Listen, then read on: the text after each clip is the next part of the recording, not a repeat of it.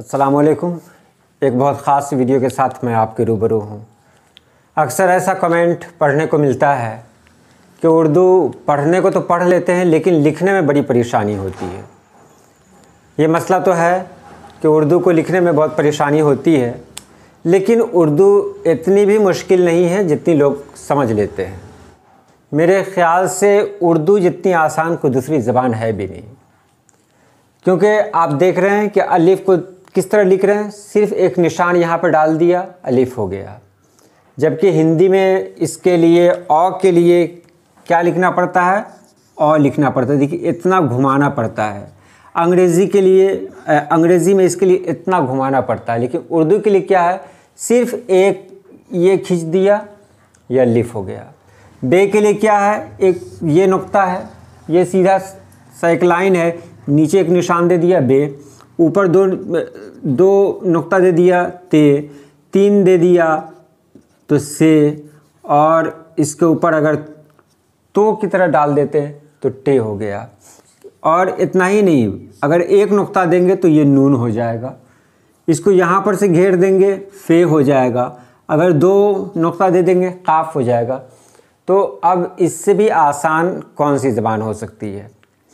तो उर्दू में थोड़ी सी परेशानी है, समझना पड़ता है, क्योंकि अगर अंग्रेज़ी में ज़ेड की बात करते हैं तो उसके लिए उर्दू में 4 हरूफ हैं, ज़ाल, ज़े, ज़ो और ज़्वाद। ये थोड़ी सी परेशानी है, लेकिन जब प्रैक्टिस करेंगे तो वो आ जाएगा। तो चलिए हम यहाँ पर शुरू करते हैं। मैंने लिख दिया है लिफ से लेकर ये तक। तो अलिफ के लिए क्या आता है, ए आता है, बी, बे के लिए बी, पे के लिए पी, ते और टे दोनों के लिए टी ही आता है। से के लिए सी भी आता है और कहीं पर एस भी आता है। जीम के लिए जे, चे के लिए सी एच आता है, हे के लिए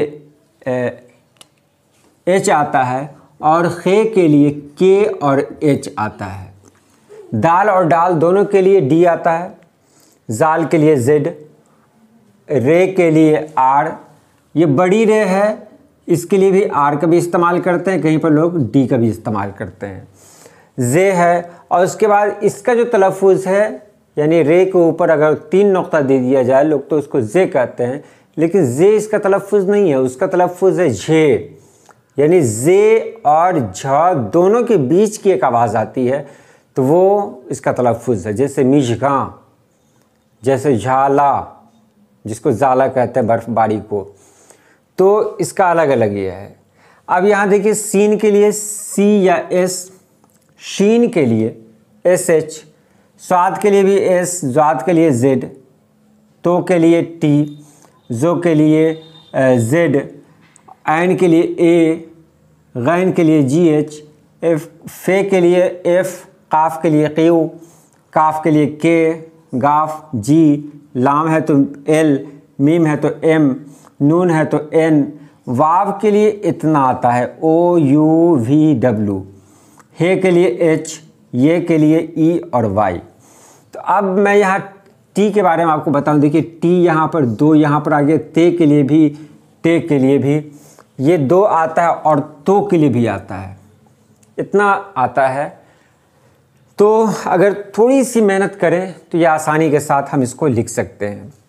मैंने उसको समझने के लिए नीचे भी लिख दिया है ABCD, ताकि यहाँ से आप आसानी के साथ इसको देख लें। उसके बाद आप प्रैक्टिस करेंगे तो समझ में आ जाएगा। मैंने यहाँ पर लिख दिया था नाम। अब देखिए इसको करना क्या है। आपको उर्दू लिखने के लिए पहले आपको ध्यान देना पड़ेगा कि पहले आपको गोल निशान बनाने आना चाहिए। गोल निशान आप जितना अच्छा बनाएंगे, आपकी तहरीर उतनी ही बेहतर बनेगी, पहली शर्त है। इसके अलावा ये सीधी लकीर, नीचे वाली लकीर, ये तीनों अगर कहीं आपको आ जाता है तो समझिए कि आपको उर्दू आ गई। यही मेन इसका है। अब लिखने पर अगर कहीं जाएंगे तो इसी गोल को अगर कहीं हम देखते हैं तो देखिए ये गोल अगर कहीं हम लिख देते हैं तो इसको हम चाहें तो जीम बना दें, इसी को चाहें तो एक नुक्ता दे के नून बना दें, ऐसे कर दें तो ये काफ हो जाए, ऐसे कर दें तो ये ऐन या गैन हो जाए, बहुत कुछ हो सकता है इससे। अब मैं आपको बता रहा हूँ लिखने का तरीक़ा, जो बहुत मुश्किल नहीं है, बहुत आसान है। आप कोई लफ्ज़ आप चुने, कोई भी, जैसे दिल, मैंने चुना दिल। तो आप देखिए दिल के लिए अंग्रेज़ी में क्या लिखेंगे, DIL, ये दिल होगा। उर्दू में इसको दिल भी कह सकते हैं या दिल भी कह सकते हैं, क्योंकि डाल और दाल दोनों की आवाज़ अंग्रेज़ी में एक ही होती है। तो अब यहाँ पर आपको देखना है आई के लिए क्या आता है, तो GHI के लिए ये आता है। लेकिन ये कब आएगा, ये तब आएगा, ये हरूफ हैं, ये सब जान लीजिए, ये सब हरूफ हैं।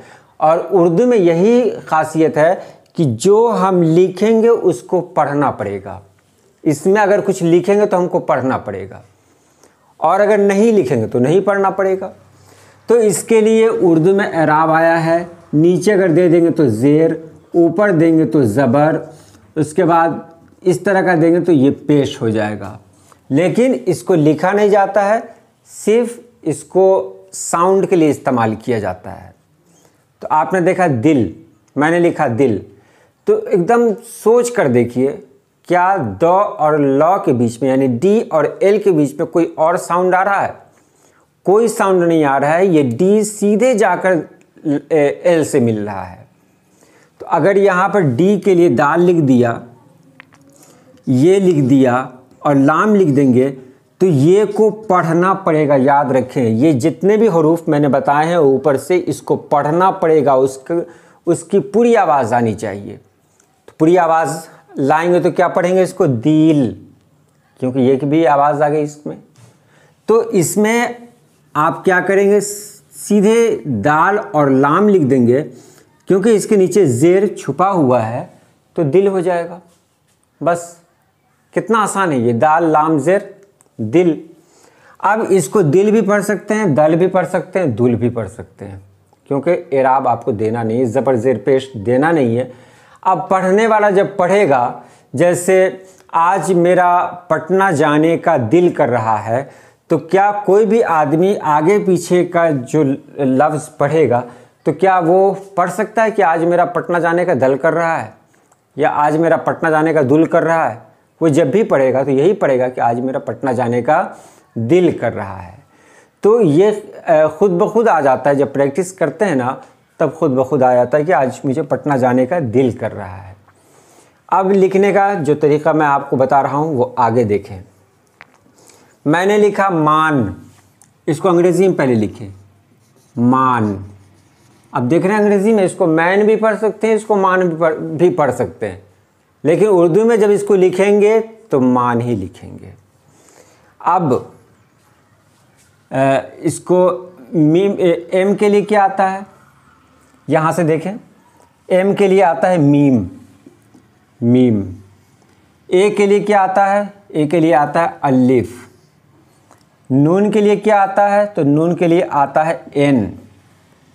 ये मान हो गया। लेकिन अब इसको जोड़ना है, तो जोड़ने से पहले मैं फिर एक पॉइंट वाली बात बता दूं, जो मैं यहाँ नोट कर चुका हूँ कि ये सभी हरूफ ऐसे हैं जो बहुत खुददार कहलाते हैं। बहुत खुददार है ये हरूफ, यानी ये ऐसे हरूफ हैं जिससे दूसरा तो जुड़ सकता है लेकिन ये किसी और में नहीं जुड़ते हैं।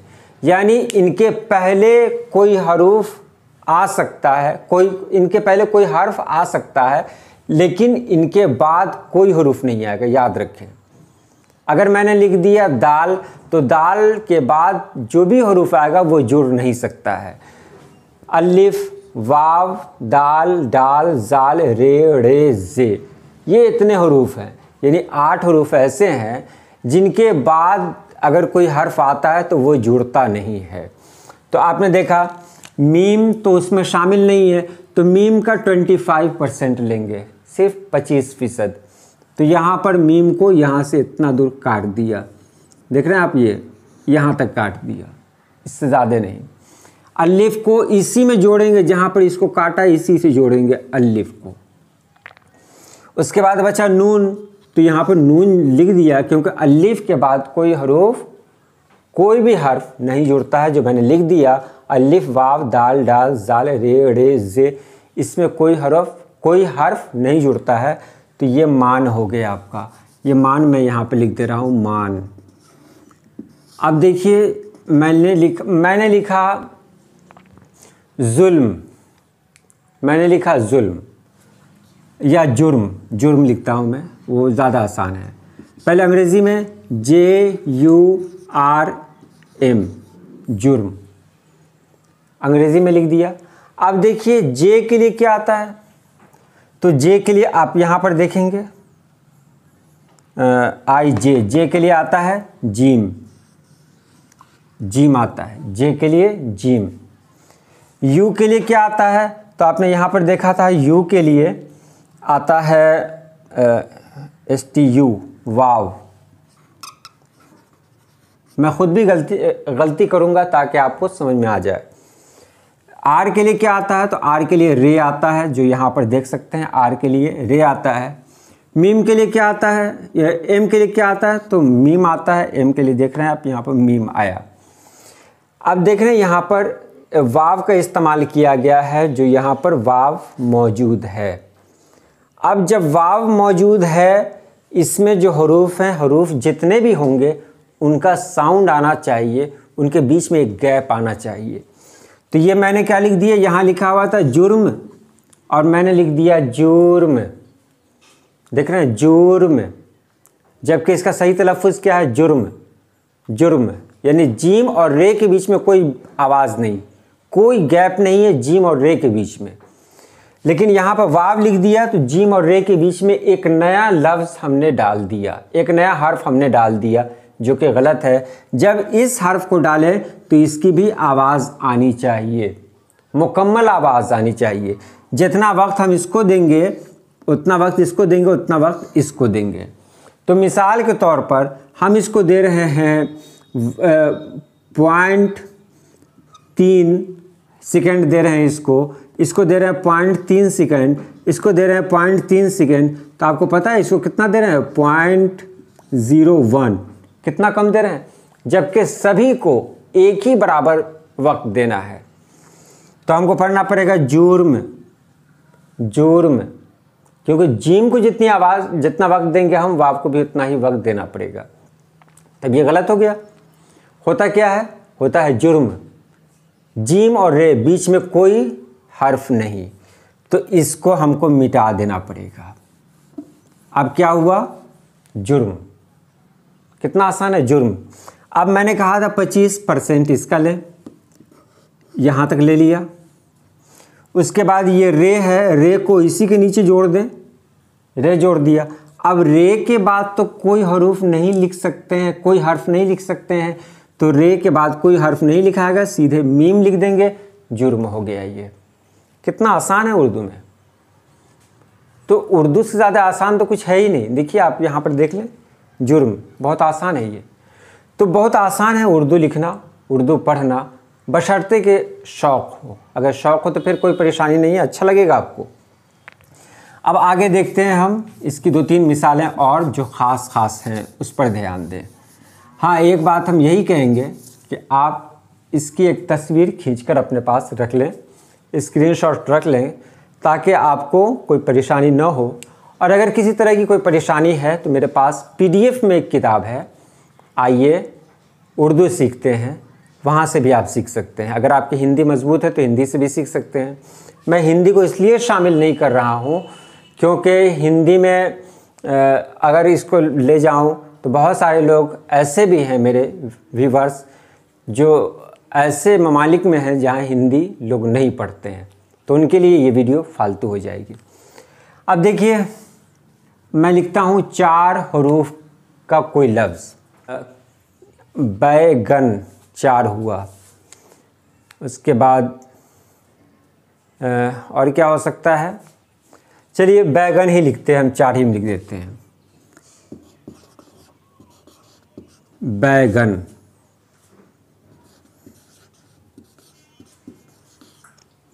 अब देखिए यहाँ पर इसलिए मैंने लिखा है कि इसमें आपको सोचना है। बैगन, बैगन।